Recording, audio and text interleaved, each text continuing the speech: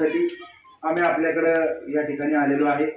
माझ्या अगोदर आता आबा बोलले, उमेश भाऊ बोलले, त्यानंतर विजय बापू बोलले, आपल्या गावातील सगळे ज्येष्ठ सहकारी इथं उपस्थित आहेत।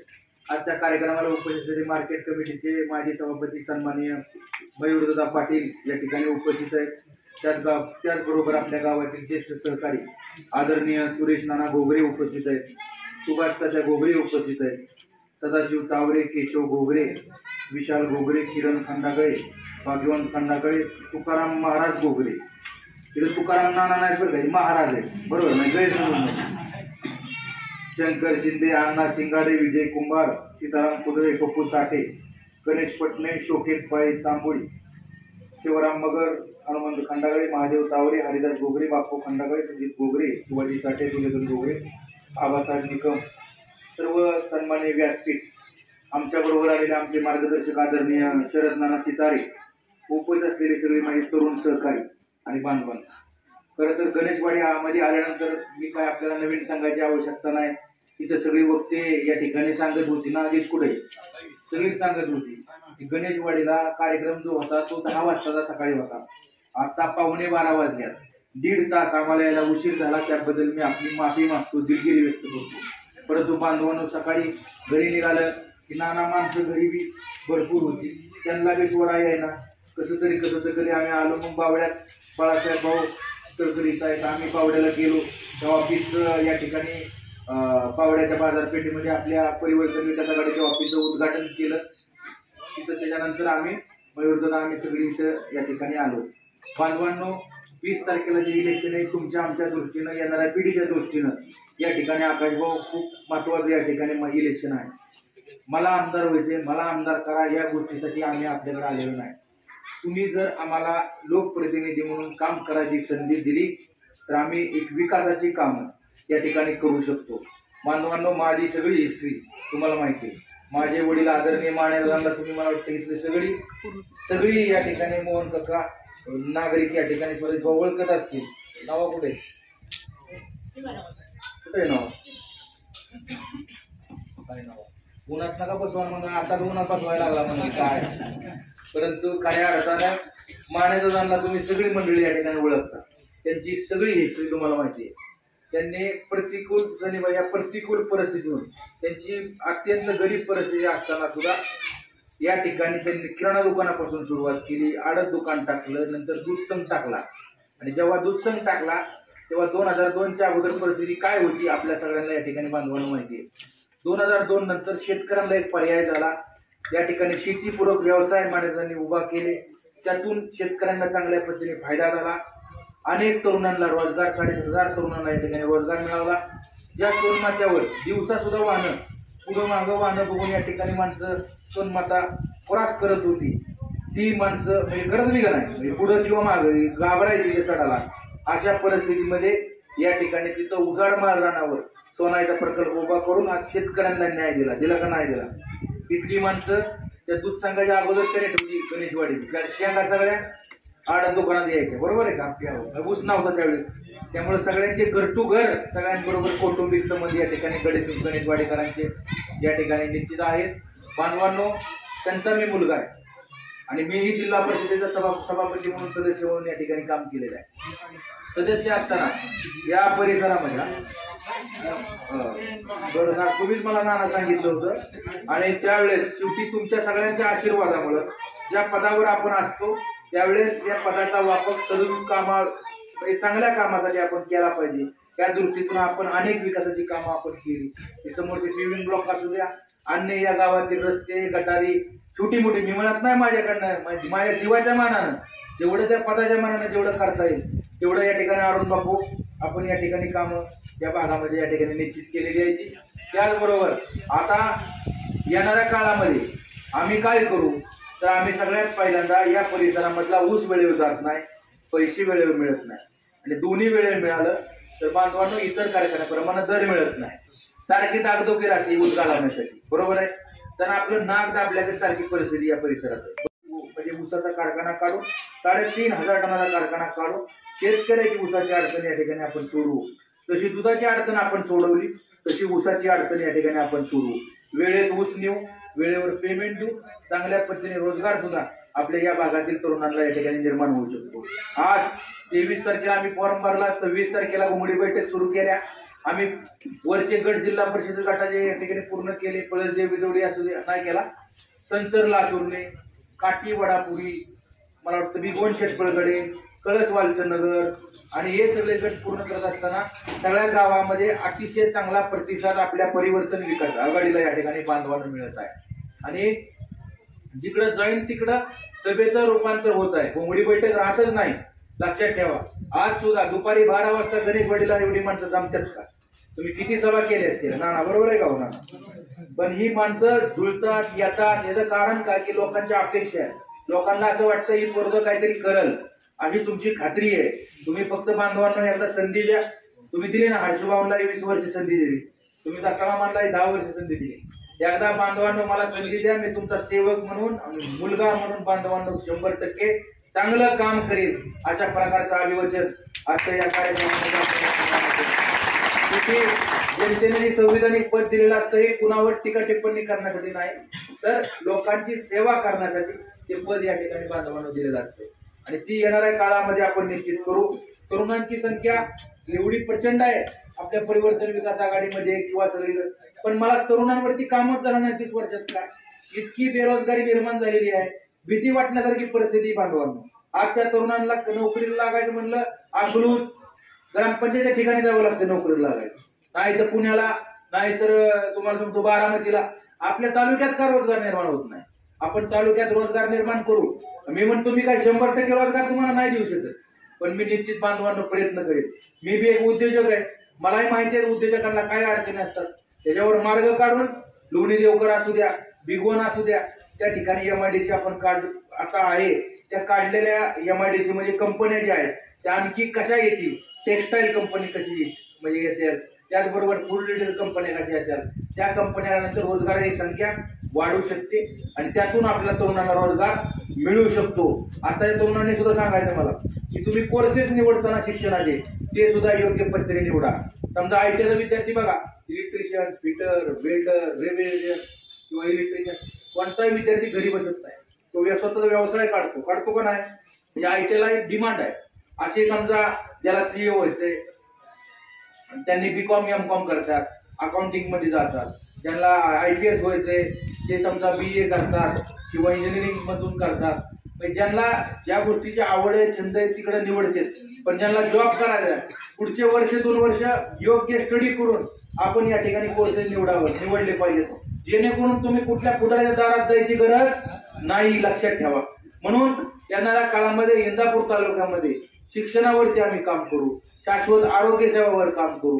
आज इंदापूरमध्ये बघा कुठलंही एक हॉस्पिटल सोनोग्राफीच्या पुढं या ठिकाणी काही उपचार होत नाही, निदान करायचं म्हणलं तर अकलूज नाही तर पुण्याला नाही तर बारामतीला जावं का हो? तालुक्याच्या ठिकाणी का शाश्वत आरोग्य सेवा मिळत नाही? ती मिळवून देण्यासाठी आमची परिवर्तन विकास आघाडी बांधवांना काम करेल। त्याचबरोबर आज इथं आपल्याला माहिती आहे बंधारा 30 वर्षामध्ये एक तरी गुढीत बंधारा झाला का? झाला सांगायचं? जर गुढीत बंधारा 1-2 झाले तर आपल्या तालुक्यामध्ये या नदीच्या पाणलोट क्षेत्रामध्ये मला उत्तर द्या, 6 महिने पाणी आणलं, 7 महिने पाणी आणलं तर ती वर्षभर पाणी राहील का नाही बंधाऱ्यात, गुढीत बंधाऱ्यामध्ये?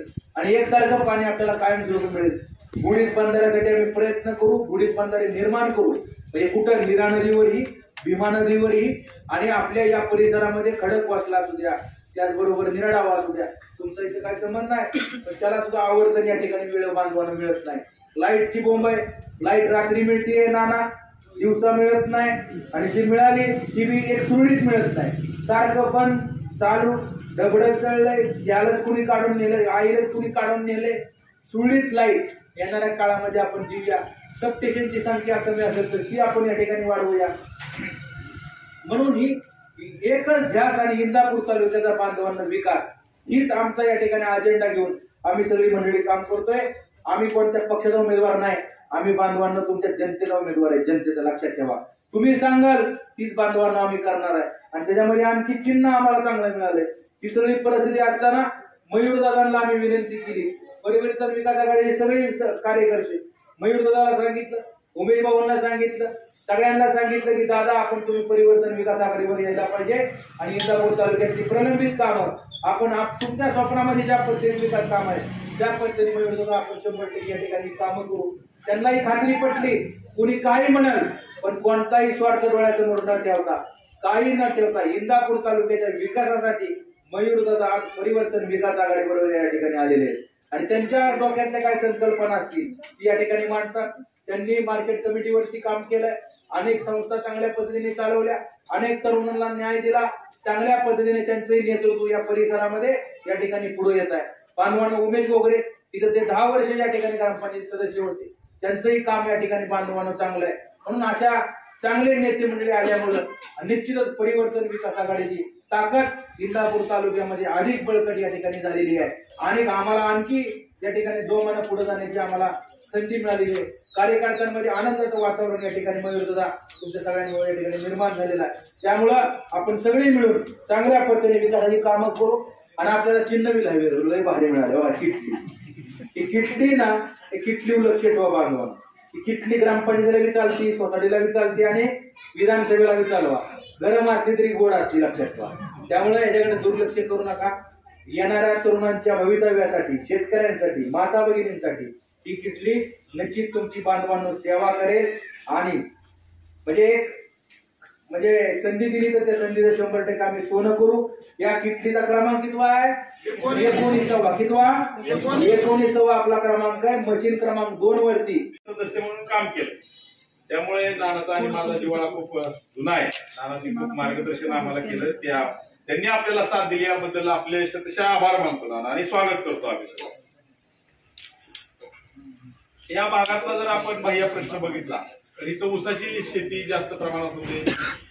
भीमा नदीच्या कडेला, नेरा नदीच्या कडेला आपल्याला हा परिसर आहे आणि ऊसाची शेती जास्त असल्यामुळे पाण्याचं योग्य नियोजन जर झालं तर शेतकरी इथला सोनं पिकवतो हे सगळ्यांना माहिती. येणाऱ्या कालावधीमध्ये आता आम्ही आपल्या समोर घेऊन काय येतो की अचानकपणे 2 उमेदवार सोडून 3ऱ्या उमेदवाराला आपण का मतदान करावं हा प्रश्न आपल्या पुढे पडला असेल. परंतु मी आपल्या सर्वांना सांगतो की आता या दोघांनाही लोक कंटाळलेले आहेत हे वास्तव आहे इंदापूर तालुक्यात. आणि विशेषतः आपल्या भागामध्ये जर बघितलं तर बावडा आणि लाटवाडी जिल्हा परिषद गटाचा जर आपण विषय घेतला तर नेरा भीमा संस्था सोडली तर इथं काहीच झालं नाही मागच्या 20 वर्षामध्ये. म्हणजे डेव्हलपमेंट म्हणून काही झालेलं नाही. तसं बघा तुम्ही बारकाई कुठला उद्योग व्यवसाय इथं मोठा आला नाही. बाकीच्या कुठल्या संस्था निघाल्या नाहीत आणि त्यामुळं काय व्हायला लागलं की या भागातल्या परिसरातील लोकांना थोडंसं कुठेतरी आपण मागं पडतोय असं वाटायला लागले. कारण तरुण पोरं आता उच्च शिक्षित झाले. काय सगळीच लोक शेती करतात आणि सगळ्यांचाच प्रपंच शेतीवर चालेल अशी काही परिस्थिती नाही. आता तरुणांच्या हाताला इथनं पुढे रोजगार पाहिजे. कारण आता वाटण्या होत गेल्या, परिवार विभक्त होत गेले. त्यामुळे आता शिक्षणाचं प्रमाण वाढलंय. तर या लोकांसाठी या भागामध्ये आपल्याला काय करता येईल ह्याचा ज्यावेळेस आम्ही विचार केला त्यावेळेस जुन्या आजी माजी नेत्यांकडून तर फक्त या भागाचा मतासाठी वापर झाला, दुसरं काही झालं. आणि नवीन विकासाचं कुठलंही काम मागच्या 15-20 वर्षामध्ये या ठिकाणी झालेलं आम्हाला दिसत नाही ना. हे विकासाचं काम जर आपल्याला करायचं असेल तर निश्चितपणे प्रवीण भैया माने सारखा उमेदवार या ठिकाणी असणं गरजेचं आहे. आपल्याला सगळ्यालाच माहिती आहे माने परिवाराच्या बद्दल मी सांगून आपला वेळ घेणार नाही. सोनाई उद्योग समूहाच्या माध्यमातून तालुक्याचं अर्थकारण बदलवायचं काम मानेदादा आणि त्यांच्या कुटुंबियांनी या ठिकाणी केलेलं आहे. अनेक व्यवसाय, उद्योग व्यवसाय त्यांनी खाजगी स्वरूपात या ठिकाणी उभा केले. खाजगी संस्था चालवण्याचा अनुभव त्यांना दांडगा आहे. परंतु भैया आता आपल्याला आता यात थोडा बदल करावा लागेल. काही गोष्टीमध्ये आपल्याला आता सहकारात लक्ष घालावं लागणार आहे. त्याचं कारण असं आहे की या भागातल्या लोकांचं सगळं एक मिनिट या भागात महत्वाचा विषय, ह्या भागातल्या सगळ्या लोकांच्या नाड्या सहकारामुळे एका विशिष्ट लोकांच्या हातात गेलेल्या आहेत. या नाड्या जोपर्यंत आपण बाजूला करत नाही तोपर्यंत लोक आपल्याला समर्थन करणार नाही. त्यामुळे आमची आपल्याला मागणी आहे, खाजगी उद्योग व्यवसाय तर आपण करणारच आहात, परंतु या भागामध्ये आपल्याला सहकारी संस्थाचं जाळं इथनं पुढच्या कालावधीमध्ये निर्माण केलं पाहिजे. आम्ही 20-20 वर्ष सहकारात काम केलं, आम्हाला सहकाराची पूर्ण जाणीव आहे आणि त्यामुळं विशिष्ट लोकांच्या हातात ह्यांची नाडी ठेवण्यापेक्षा आपण या भागामध्ये एक मोठी सहकारी संस्था, विशेषतः आता कारखाना, हे काय म्हणणार हवाई अंतरात काय बसत नाही हे म्हणतात कारखान्याचं गाजर दाखव. एवढे मूर्ख आम्ही नाहीये. आम्ही पण अनेक वर्ष झालं सहकारात काम करतोय. आपल्या सगळ्याला माहित आहे सोनाई गुळ प्रकल्पासाठी काय झालं होतं, देशाचा कायदा सुद्धा बदलण्याचं काम केलं होतं आणि म्हणूनच बाह्य इच्छुक होते. परंतु ठीक आहे, असं काय कारणामुळं त्या ठिकाणी बाह्याला न्याय देता आला नाही. परंतु बाह्याला न्याय या तालुक्यातील जनता 20 तारखेला दिल्याशिवाय राहणार नाही असा विश्वास. बाह्या काय झालंय, आता लाईटच्या प्रश्न इथं थोडा गंभीर आहे. लोक कष्ट करून ऊस पिकवत आहेत, परंतु व्हायला काय लागले, मला काय कुठल्या संस्थेवर टीका करायची नाही, परंतु एकाच संस्थेवर जर आपण अवलंबून राहिलो तर गळचेपी होणार होतं. आणि माझी आपल्या सगळ्याला विनंती आहे आणि संस्था चालकांना सुद्धा या ठिकाणी माझं जाहीर विनंती आहे की आता इथून पुढच्या कालावधीमध्ये कुणावर अन्याय झाला तर तो सहन केला जाणार नाही. कारण आम्ही प्रवेश ह्याच्यासाठी तिथे केलाय. जर तुम्ही संस्थांच्या माध्यमातून, कर्मचाऱ्यांच्या माध्यमातून, ऊसाच्या माध्यमातून दाबादाबी केली तर त्याला जशाच तसं उत्तर आम्ही सगळे मिळवून देऊ. जरी आम्ही तरी आपल्याला माहिती आहे आमचा आवाका काय. त्यामुळं इथं पुढच्या कालावधीमध्ये सहकारी संस्था सहकार्यासारख्याच चालवा. सहकारी संस्था खाजगी सारख्या चालवू नका. आणि या ठिकाणी वेटीस धरण्याचं काम निश्चितपणे केलं नाही पाहिजे. अधिकचं मी इथं भाष्य करणार नाही. परंतु आम्ही भूमिका जी मांडली की या भागाचा, या परिसराचा, या तालुक्याचा विकास व्हावा म्हणून. भैया आमचं भागच एका बाजूला आहे, इथं पाणी मुबलक आहे, इथं जमिनी सुद्धा मुबलक आहे. परंतु कुणी पुढे आलं नाही 15-20 वर्षामध्ये. कारण नुसती मताचं राजकारण या ठिकाणी झालं आणि लोकांना नवीन दृष्टी देण्याचं काम या ठिकाणी निश्चितपणे झालेलं नाही. या ठिकाणी मी जबाबदारीने बोलतो की इथनं पुढच्या कालावधी माझं उर्वरित राजकीय आयुष्य मी सहकारी संस्था काढण्यातच घालवणार आहे आणि लोकांना त्यातनं कसा न्याय देता येईल ते करण्यासाठी मी या ठिकाणी कटिबद्ध राहणार आहे. आणि मला आदरणीय मानेदादांचा आशीर्वाद आहे या ठिकाणी. त्यामुळं मानेदादांचा आपल्याला इतिहास बाह्यांनी सांगितला. एक सामान्य कुटुंबातला माणूस आज 10,000 कोटी रुपयाचा टर्नओव्हर आहे सोनाईचा. आणि अशा पद्धतीची माणसं जर आपल्या मागे उभा राहिली आणि ताकदीने उभा राहिली तर निश्चितपणे सर्वसामान्य माणसांच्या ज्या अर्थवाहिन्या आहेत त्याला सुद्धा न्याय देण्याचं काम, सहकारी संस्था उभा करण्याचं काम, एखादा खाजगी सुद्धा दूध संघ आपल्याला या ठिकाणी उभा करावा लागेल. भैयाला माझी विनंती आहे, त्यांनी सांगितले भाषणात की सोनाईचा एखादी आम्हाला इथं उपशाखा 4-5 लाख लिटरचा प्रोजेक्ट द्या, आम्ही जागा तुम्हाला उपलब्ध करून देतो, जेणेकरून या भागातील तरुणांना तिथं रोजगार मिळेल आणि या भागातील लोकांना दुग्ध व्यवसायाकडे सुद्धा आपण आकर्षित केलं पाहिजे. इतर सर्व कामं आमदार म्हणून जे काय करता येणार आहेत ती भैयांनी त्यांच्या भाषणामध्ये सांगितलंय. अतिशय एक चांगलं व्यक्तिमत्व आहे, एक विनम्र व्यक्तिमत्व आहे आणि भैयांना राजकारणाचा एवढा अभ्यास आहे. मी सुद्धा भैया आश्चर्यचकित झालो, गावोगावी मी तुमच्या बरोबर फिरतोय, परंतु गावातल्या प्रत्येक व्यक्तीला आपण नावानिशी हाक मारताय. म्हणजे आपण या राजकीय जीवनामध्ये किती वेळ दिलाय आणि लोकांची किती जवळीक साधली, लोक आपल्यावर किती प्रेम करतायत हे बघून आम्हाला सुद्धा मन भरून आलं की एक तरुण मुलगा या तालुक्यामध्ये या राज्य सत्तेच्या विरुद्ध आणि धनतागड्याच्या विरुद्ध या ठिकाणी छाती ठोकून उभा राहिलाय आणि त्याला साथ देण्याचं काम. आता बाह्याला काय करायचं राजकारणात सांगा मला. आहे ते एक सदन कुटुंबात आले, त्यांचे व्यवसाय मोठे आहेत, त्यांचे व्याप मोठे आहेत, एकत्र कुटुंब पद्धती आहे, सगळं व्यवस्थित चाललंय.